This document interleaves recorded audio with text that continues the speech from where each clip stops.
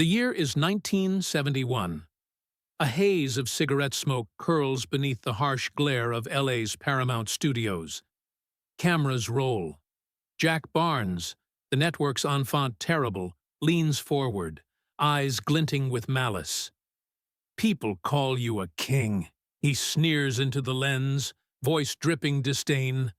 "But you sound more like a puppet in white pajamas. Kind of an idiot to still be doing this circus." The room falls silent. Then the camera cuts to Elvis Presley's face, lips curved in a serene smile, but behind those eyes lies a glacier's chill. No flare of anger, no hasty rebuttal, just the poised calm of a man who's weighed every word and found them wanting. In that pregnant pause, history shifts. This isn't humiliation, it's an execution, performed with a single unfaltering smile. And what follows will shatter careers, rewrite headlines, and redefine both their legacies in ways no one sees coming. A harsh spotlight snapped on the polished linoleum floor of the television studio, glinting off cable connectors and the edges of camera lenses. A haze of cigarette smoke hung low beneath the grid of metal catwalks overhead, mingling with the sharp tang of overheated tungsten bulbs. Elvis Presley stood just beyond the frame, the edges of his white suit catching the light in sudden crystalline glimmers. He had just returned from the road, muscles still sore from the long tours, throat raw from nights of singing until dawn. Now he was here by choice, tuning into live television for the first time in years, stepping into a battleground of wits rather than the comfort of house lights and screaming fans. Across from him, behind a sleek mahogany desk, sat Jack Barnes. The host's tailored navy blazer looked as polished as the studio floor, his silk tie a slash of arrogance. He tapped a stack of cue cards with one manicured finger, gaze sliding across them as though they held secret ammunition. The warm-up applause track faded. A lone engineer monitored the sound levels, while the director's voice crackled through an earpiece. 5, 4, 3, and we're live in 30 seconds. Elvis inhaled slowly, tasting the acrid ghost of backstage sweat. He recalled Colonel Parker's last admonition: behave with dignity, let the music speak. But dignity felt brittle tonight, like the first crack in a long unused record. Still, he squared his shoulders, slipping into his role as if donning armor, and shifted his gaze to the studio cameras. Each lens reflected his face back to him, the same chiseled jaw and high cheekbones framed by a mane of dark hair. But behind the makeup and the decades of expectation, his eyes were calm pools, untroubled by the currents of Barnes's reputation. The red on-air light bloomed, and Barnes grinned, a thin, predatory arc of teeth. "Ladies and gentlemen," he said, voice smooth as oil, "tonight we have with us the one and only Elvis Presley." He leaned forward, elbows on the desk, the smile never wavering. "EP, good to have you here." Elvis offered a nod, lips curling into what looked like a practiced half-smile. "Thank you, Jack," he said, voice warm but measured. "I've been looking forward to this." Barnes chuckled, as though sharing an inside joke with the audience. "Looking forward? Or looking for material?" He lifted an eyebrow and riffled his notes. "Tell me, with all due respect, Elvis, how does it feel to be dragging a crown around Vegas in rhinestones? Isn't it tiring, playing the same songs in the same halls, night after night?" A ripple passed through the studio. Elvis's throat fluttered, but his expression remained steady. He lifted a hand, a gesture of pause, and sank back into his chair. The air throbbed with tension. The audience, both present and at home, sensed something fragile as a soap bubble. Barnes pressed on, voice softening into mock empathy. "I mean, do you ever look at yourself and think you've become, I don't know, a parody of yourself? The press says your music has lost its edge. Some even call it a shadow of what it once was. Elvis exhaled, fingertips grazing the lapel of his suit. He remembered the boy in Tupelo who first picked up a guitar, hungry for sound, not spectacle. He remembered the raw thump of the Grand Ole Opry stage, the way applause used to rise without expectation. His hands clenched, then relaxed. He let Barnes's words wash over him like rain, cold, harsh, but unable to seep past the placid surface of his calm. Before the host could follow with another barb, Elvis leaned forward, voice soft but crystal clear. "Jack, you've thrown plenty of words at me already tonight. You know what? You'll hear my answer. Not now, but soon." The words hung in midair, a clenched fist instead of an open palm. Barnes's grin faltered for an infinitesimal moment, replaced by a flicker of surprise. The studio lights felt suddenly too bright, the air too thin. Elvis remained still, expression unreadable, as the cameras panned back to capture the stunned hush. For a beat that stretched like a taut wire, no one spoke. Then, almost imperceptibly, Barnes cleared his throat and offered a tight nod. "Well, there you have it," he stammered, regaining composure. "Elvis Presley, always leaving us wanting more." His tone was brittle enough to splinter under scrutiny. As the outro music rose, Elvis allowed himself the faintest of smiles, an arrow straight to the heart of arrogance. The lights dimmed. The applause track blared. And then it was over. The host waved, but Elvis simply stood, turned, and walked toward the wings, every step deliberate, every muscle coiled with intent. By morning's first headlines, the fallout had erupted. "Elvis snubs, jarred host, live on air," proclaimed one tabloid. Another sneered, "Presley's weak comeback?" Telephone lines lit up at radio stations, gossip columns filled with eager speculation. Colonel Parker burst into Elvis's dressing room, clutching an angry telegram, fingers trembling.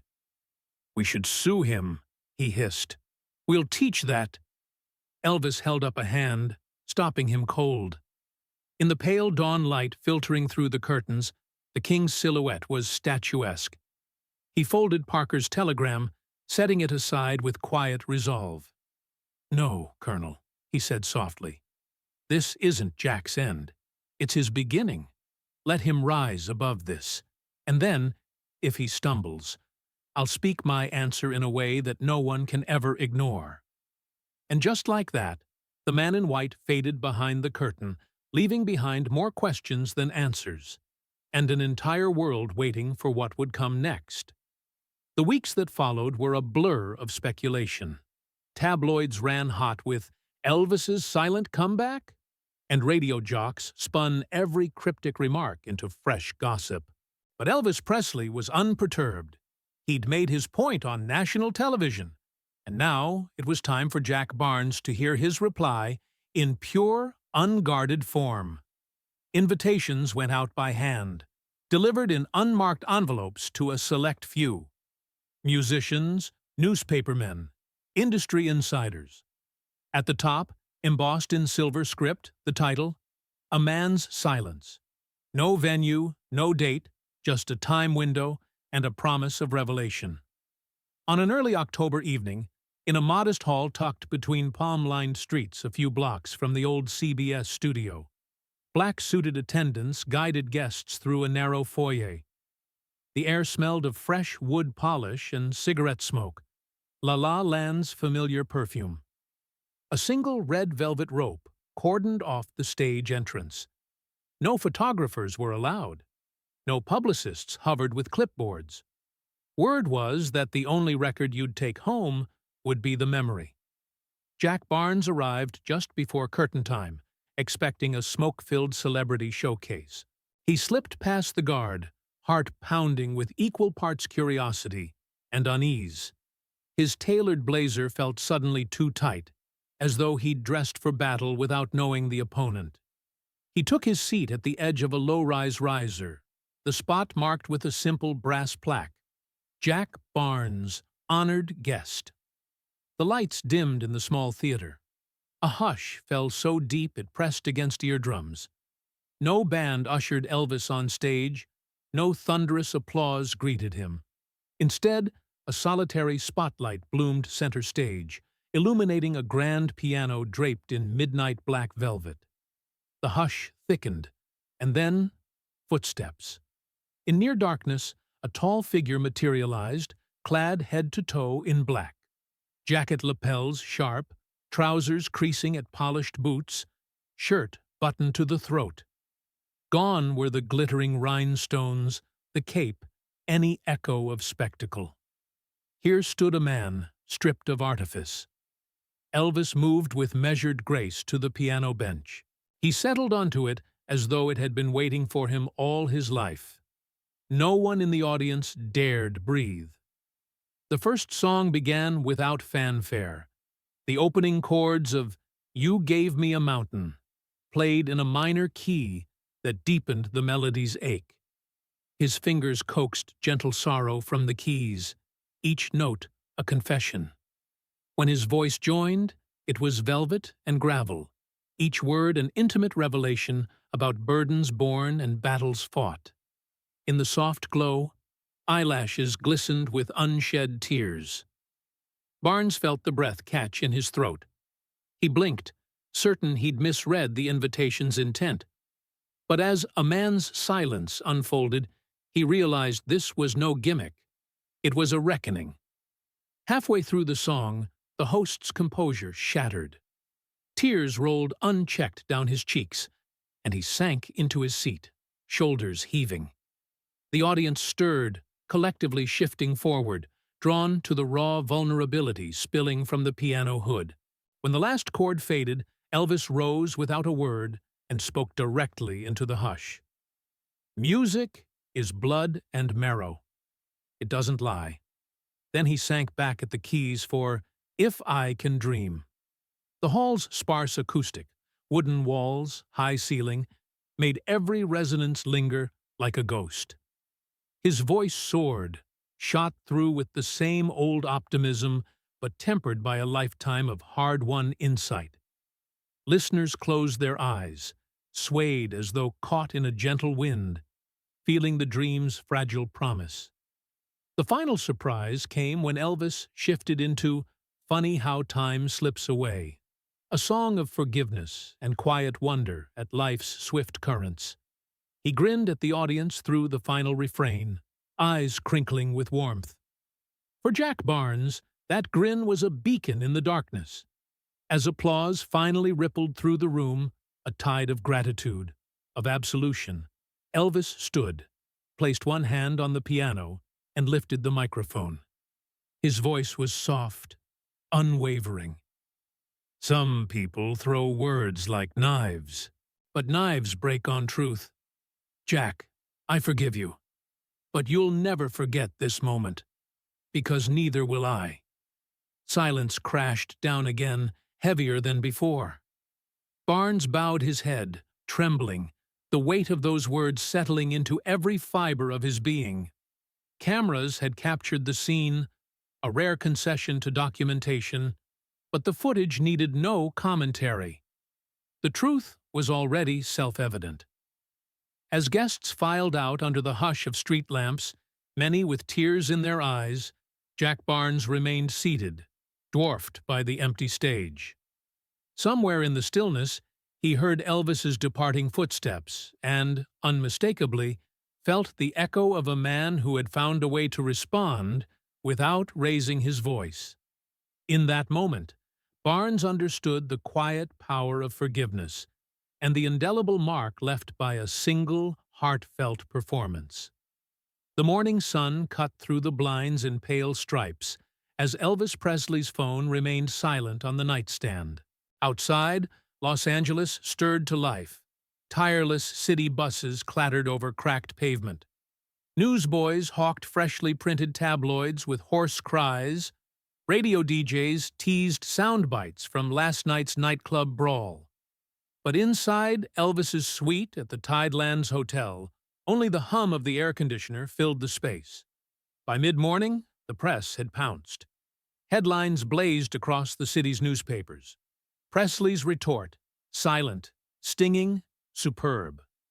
TV host in tears, Elvis's ghostly response. Barnes unmasked, private tapes, reveal cruel mockery. In bustling newsrooms, ink-smudged copyboys rushed stacks of photos, frames of Jack Barnes wiping his eyes, his tailored suit soaked with humiliation. Another image showed Presley stepping off stage in that austere ebony attire, face inscrutable. Gossip columns gossiped that Elvis had somehow weaponized silence, turning Barnes's own barbs back on him like a well-aimed boomerang. Meanwhile, CBS executives huddled in smoke-clouded offices. The leaked footage from Barnes's green room laugh session, his smug chuckles at Elvis's expense, had gone viral on cable news. Studio brass, fearing advertiser boycotts, convened emergency meetings. The verdict was swift. Barnes was suspended. The network would sever ties as soon as legal paperwork allowed. His name vanished from upcoming program guides like a ghost erased from memory. But Elvis remained mute. His name lit every marquee outside the Tidelands, plastered on posters. Elvis Presley, live tonight. Yet he passed the day hidden from public view, tucked behind velvet drapes, listening only to the distant rumble of headlines. Colonel Parker burst into his room late in the afternoon, eyes red with outrage. He waved a stack of telegrams, each more enraged than the last. "He'll sue! He'll sue!" Parker snarled.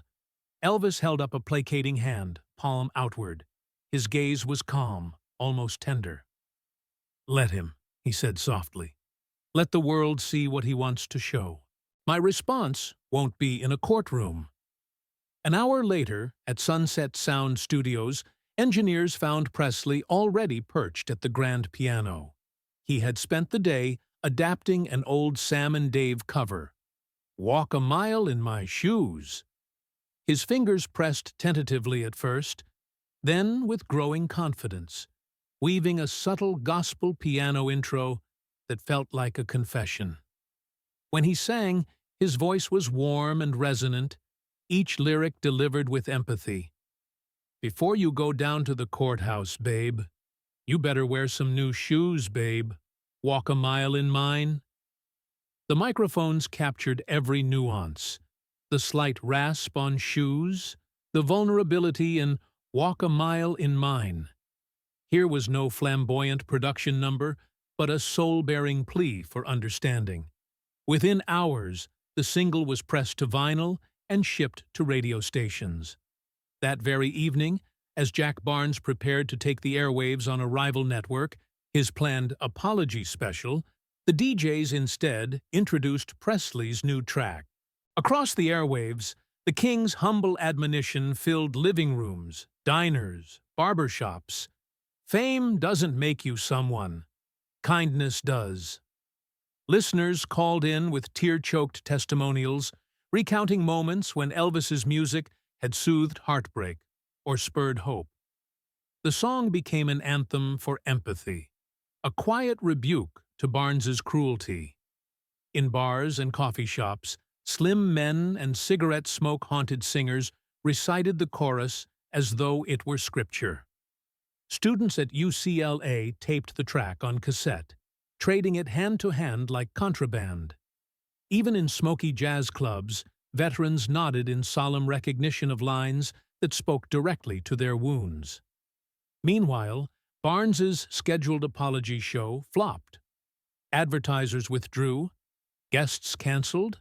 Only a handful of viewers tuned in to witness his contrite but hollow speech. Critics panned it as insincere. Some called it damage control, masquerading as remorse. Barnes's public reputation lay in tatters. He retreated from television, resurfacing sporadically only for low-profile voiceover work. For years, whispers circulated that he set up teleprompters in empty offices, practicing apologies to an audience of one.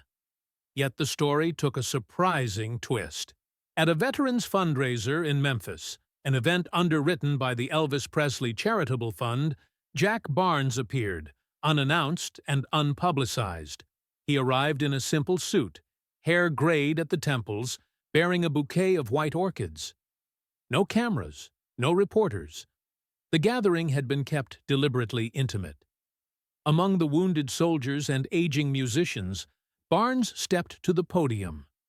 His voice trembled as he recounted the controversy, confessing the pain inflicted by careless words. He paused, letting the hush settle like a benediction. "Elvis didn't humiliate me," Barnes said. "He offered forgiveness through a melody. That lesson, about empathy, humility, and courage, I carry with me every day." Applause rose, not loud but profound, rippling across the hall. When Barnes stepped down, several vets embraced him.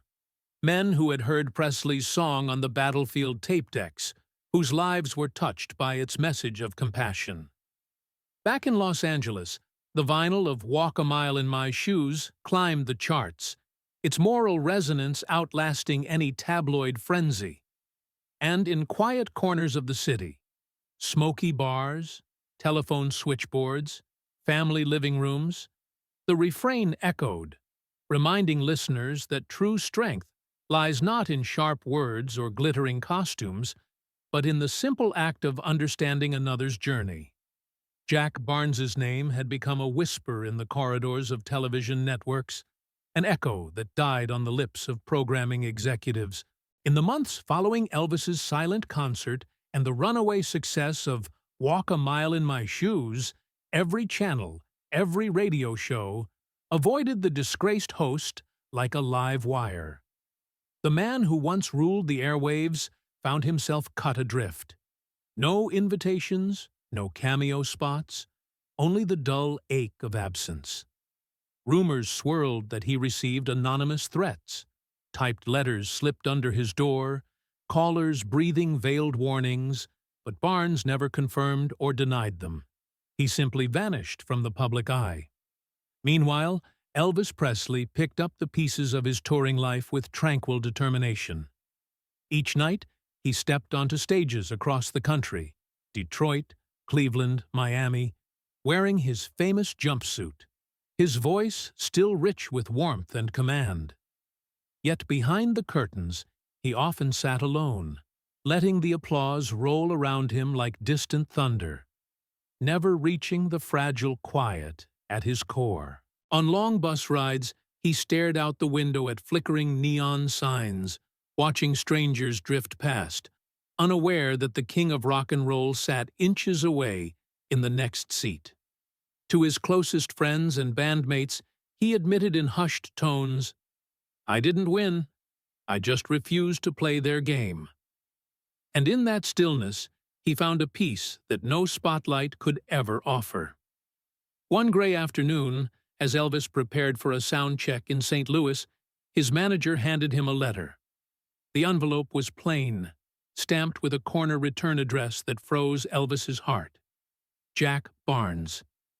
Inside, typed in wavering block letters, the message read, "Elvis, I'm not asking for your mercy. I need to understand why you held back the knife you could have plunged deep. Jack." Elvis folded the letter and slipped it into his breast pocket, closing his eyes for a moment. The world outside roared with noise, the hiss of guitars tuning, the tap of stage hands setting microphones, but in Elvis's mind there was only that unspoken question. That evening, after the show, Elvis retreated to his private lounge. The room was dim, red velvet curtains drawn shut, and the scent of sandalwood incense lingering in the air. His bandmates drifted out to celebrate another sold-out performance. Elvis remained, perched at a small table with a single lamp. He retrieved a fresh sheet of stationery, uncapped a pen, and, carefully, deliberately, wrote his reply.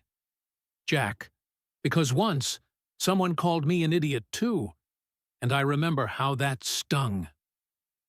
EP. He folded the note, sealed it in a new envelope, and handed it to his assistant. "Send this tomorrow," he said softly. "No rush. He'll read it when he's ready." Across town, in a darkened apartment, Barnes sat at a solitary kitchen table, littered with old photographs and faded headshots from his early career. At the center lay a black-and-white snapshot of a skinny young man clutching a battered guitar. Barnes in 1956, eyes alive with wonder, standing backstage at the Fairgrounds Arena, watching a young Elvis Presley belt out Heartbreak Hotel. That night, Barnes had felt a mixture of awe and jealousy twist in his gut. Fame, it seemed, arrived on that stage like an unstoppable avalanche. He'd tried to temper his envy with sarcasm, but the bitterness had seeped into his jokes, into every cruel question he lobbed at his guests. The next morning, alongside stacks of agency memos and phone messages, Barnes's handwritten note from Elvis arrived, its sentences sparse but weightier than any of his on-air monologues. He unfolded it with trembling fingers. The words, etched in elegant script, glowed with unexpected compassion. In that cramped apartment, Barnes reread the note until the ink blurred. He pressed it to his chest, as if holding a lifeline. News outlets soon unearthed the story of Barnes's early life as an aspiring musician. A former producer on his first regional radio show confirmed that Barnes had once played guitar in a country band. And that night in 1956, backstage, he had watched Elvis transform a crowded lounge into a cathedral of sound. The producer told reporters, "Seeing Elvis that first time awoke something fierce in Jack. Fame terrified him, but he was too proud to admit it." Within days, a profile titled "Jack Barnes, the Man Behind the Mask" appeared in the Sunday magazine section. Readers learned of his struggles to measure up to the idol he had once scrutinized, and of the silent anguish that had driven him to knife-edged insults. And through it all, they saw the quiet exchange of letters, a testament to the power of empathy over revenge. Elvis continued his tour, night after night, carrying with him the calm certainty that truth need not shout to be heard. And in the hushed aftermath of that letter, Jack Barnes emerged from obscurity not with fanfare or contrition, but with a sober understanding. When the world silences you, only authenticity can make your voice resonate. In that truth, both men found an unspoken reconciliation far stronger than any on-air debate could ever deliver. A humid July evening settled over Memphis as Elvis's private Convair touched down amid the distant roar of the city's heartbeat. The king stepped onto the tarmac in a tailored Navy sport coat instead of his customary jumpsuit. The sharp collar and understated cut a signal that tonight would not be another glitzy Vegas spectacle.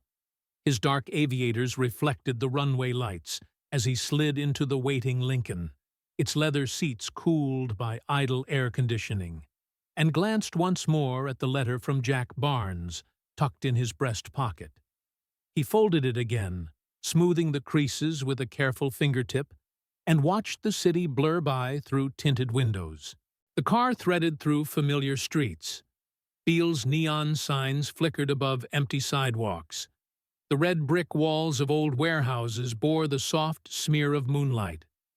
Elvis felt a quiet thrill in these unadorned avenues, far from the Vegas Strip or the Hollywood Hills. Soon the driver pulled up before the small, clapboard-sided theater where Elvis had first tasted an audience's applause as a teenager. The marquee was simple. Charity Showcase for Young Talent. Tonight only. No brass letters spelling Presley. No floodlights. Just a plain sign announcing a community benefit. Inside, the lobby smelled of popcorn and varnished wood. A handful of local reporters murmured into reel-to-reel recorders. Draped tables held lemonade pitchers and cheese trays. Artists in jeans and sequined dresses mingled nervously, clutching songbooks and tuning guitars. In one corner, a flight of makeshift risers held revelers who'd arrived early, including several music teachers and the occasional proud parent. At the center, a narrow staircase led to the stage shrouded in emerald velvet curtains. Elvis descended the stairs alone, each step measured, his silhouette framed by the lobby's warm glow. Heads turned and murmurs spread like wildfire. "Is that him?" He nodded to the MC, a local DJ who stuttered through an introduction, then slipped behind the curtains. Strobe lights and cameras were strictly forbidden here. The only recording permitted was in hearts and minds.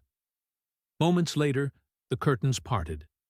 Elvis stood center stage under a single spotlight, wearing black slacks and a crisp white shirt unbuttoned at the throat. His voice, soft but resonant, addressed the crowd. "Good evening. Welcome to a place where talent begins." He paused, letting the silence swell, then returned to the shadows. A young teen opened the charity program with a shy rendition of "Blue Moon," and applause fluttered like moths in the air. Backstage, Elvis watched until suddenly a familiar figure stepped into view. There, near the soundboard, stood Jack Barnes. No cameras, no suit jacket, just a rumpled sports shirt and worn jeans. Barnes's eyes met Elvis's in the narrow gap beside the curtain, reflecting remorse and something like hope. The air throbbed with unspoken tension. All around, performers paused mid-tune. Elders laid down their hymnals. Even the chipped plaster above the stage seemed to lean forward. Without a word, Elvis lifted his hand, palm outward, then beckoned Barnes onto the stage. The MC's voice cracked. Mr. Barnes, you're welcome up here, sir." Barnes hesitated, swallowed hard, then climbed the 3 steps. The audience exchanged puzzled glances. This was neither part of the program nor a scheduled appearance. When Barnes reached center stage, Elvis stepped back into the light and spoke in a low, clear tone. "This is the man who told everyone who I wasn't." A hush fell so complete that the soft hum of the air conditioner became a roar. "Tonight," Elvis continued, "he will tell you who he was."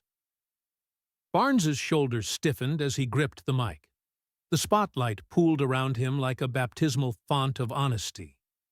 He glanced at Elvis, then at the audience, and began in a voice roughened by regret. "I was jealous," he admitted, each word weighing like gravel. "I saw a young man living his dream, and I thought, why not me? Why could he ignite the world when I fumbled with empty words?" His confession trembled in the warm theater air. "I forgot that a man's worth comes not from what he speaks on camera, but from what he builds in silence." He paused, collecting himself while the audience sat spellbound. A single spotlight flickered overhead. He exhaled. "For years, I held a razor of sarcasm, slicing into others to mask my own fear. I told jokes at his expense, thinking the laughter would fill my emptiness, but it only amplified my own silence." His eyes brimmed as he looked once more at Elvis. "Thank you for inviting me here, for giving me a stage to speak my truth." No applause followed. Instead, a hush richer than ovation, an embrace of understanding that pulsed through the wooden seats and up the plaster walls. Then, quietly, a young singer from the audience, a slender boy in a denim jacket, stepped forward, voice unsteady. "Mr. Barnes, I've heard you on TV, but tonight, I heard a man. Thank you." The simplicity of the gratitude cut deeper than any grand finale. Elvis moved beside Barnes and placed a hand on his shoulder. "Jack," he said, voice gentle, "there's more I want you to say, to people I can't reach in person." Tomorrow morning, you'll have my radio hour. No cameras, no scripts, just a conversation at human wavelength." Barnes nodded, eyes bright with tears, as the two men stood together under the pale glow, united by the truth spoken in this humble hall. As the audience rose to their feet, not in applause, but in a slow, reverent standing ovation, Elvis and Barnes stood hand in hand, two unlikely allies forged in forgiveness. Outside, the Memphis night air waited, ready to carry their words beyond these walls. In that simple theater, history shifted not with spectacle, but with a single moment of shared humanity, an echo destined to outlive even the brightest stage lights. A year has passed since that quiet evening in the little Memphis theater. It is now the spring of 1975, and Elvis Presley stands in the dim light of Graceland's private studio, the warm hum of the reel-to-reel tape deck the only accompaniment to his thoughts. On the page of his leather-bound journal, ink neat, deliberate, he has written a single, unadorned sentence. Jack has written again. He's teaching young musicians, citing our story as both warning and inspiration. He closes the journal, the leather spine creaking like a sigh, and reaches for a blank tape. Tonight, he will record a song he's held in reserve for just this purpose, a song never released, a gift rather than a performance. He plays the first chord of "A Man Who Kneels Can Still Stand" on the upright piano. Hearing the notes resonate through the quiet room, the melody is spare, a gentle plea rather than a showpiece, and he sings each line with the same sincerity he once saved for midnight gospel rehearsals. When the world presses down like a weight too heavy, and the stage grows cold beneath your feet, bend your knee with grace, for in that humble measure you find the strength to stand complete. He sighs into the final cadence, lets the silence settle like dust in sunbeams. With firm hands, he rewinds the tape and presses record again, inscribing only a brief spoken message at the start. "Jack, this is for you. No cameras, no critics. Just a man who learned that mercy never makes you smaller. Love, E. He rewinds a last time, labels the reel, and seals it in a plain envelope addressed simply to J.B. No Gimmicks. No fanfare. 2 weeks later, a charity benefit for war veterans takes place in a low-ceilinged hall not far from Beale Street. Long tables stretch under fluorescent bulbs.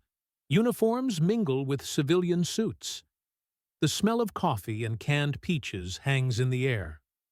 The evening's official program winds to a close. Speeches by local dignitaries. A brief moment of prayer for those who never returned. Then the microphone crackles unexpectedly, and the house lights dim. A single spotlight ignites above a battered record player at the back of the room. Confusion ripples through the crowd as the needle drops, and a piano's gentle intro drifts through the hall. The room grows still. Veterans, nurses, volunteers glance at one another. At first, no one speaks the name of the singer. Then, unmistakably, his voice, warm, unassuming, tinged with the quiet authority of hard-won wisdom, fills every corner. But a man who kneels on broken ground finds the power to rise, unbound. The melody unfolds without orchestra, without backing vocals, just a man and his piano. Near the back row, Jack Barnes, guest of honor, stares stiffly ahead. Recognition floods him like cold water. The lyrics scrawl themselves across his heart, each verse a testament to what he learned under Elvis's grace. When the last chord fades, the hall remains suspended in silence. Then, spontaneous, unplanned, a staff member steps to the podium and clears his throat. "Ladies and gentlemen, we have a special message from Elvis Presley." A murmur runs through the crowd. Jack rises unsteadily, feeling every eye upon him. He steps into the pale glow of the spotlight, shoulders taut, and waits until the hush deepens into expectancy. Finally, his voice cracks, but holds. I cannot reclaim the voice I once wielded like a weapon. I cannot go back to who I was in those moments of cruelty and complacency. But because of Elvis, because he chose to teach rather than to destroy, I know who I can still become. His words hang in the air like a benediction. No applause follows, only the awe of those who have witnessed a man's true transformation. In the months that follow, Jack Barnes quietly launches a new endeavor, an untelevised series of gatherings in rehabilitation centers, halfway houses, and veterans' hospitals. He travels without a camera crew, carrying only a tape recorder and a notepad. He invites people to share their stories of regret and recovery, of envy and forgiveness. Each meeting begins with a simple question. What blade have you held too long? And ends with the exchange of a handwritten note, his own message of solidarity, echoing the words Elvis once gave him. These meetings grow in reputation among survivors of every kind of struggle. Soldiers with nightmares, addicts seeking a second chance, young artists paralyzed by self-doubt. Jack listens more than he speaks, proving that sometimes the bravest thing you can do is to kneel before another's pain and help them rise. October 16, 1977. The day the world learns that Elvis Presley has died. News of his passing ripples across the globe, carried on radio waves and printed in bold headlines. Among those changed forever is Jack Barnes. He retreats to a small studio in Memphis, the same hall where he first confessed his sins, and prepares a final tribute. The camera crew is invited only to film the ceremony for Graceland's private archives. No network cameras, no broadcast vans. The atmosphere is hushed reverence. Jack sits alone in front of a simple lectern, the framed photograph of Elvis smiling backstage at that first charity benefit beside him. He unfolds a sheet of paper and begins to speak, voice thick with tears that he no longer hides. Elvis taught me that true strength is found on bended knee. He showed me that a single act of kindness can echo through every life it touches. He never sought vengeance. He offered compassion. In that, he stood taller than any throne ever could. As he reads, the only illumination comes from a single spotlight overhead, casting long, gentle shadows. The tape clicks off at the end of his monologue, and for one brief moment, the world is perfectly silent.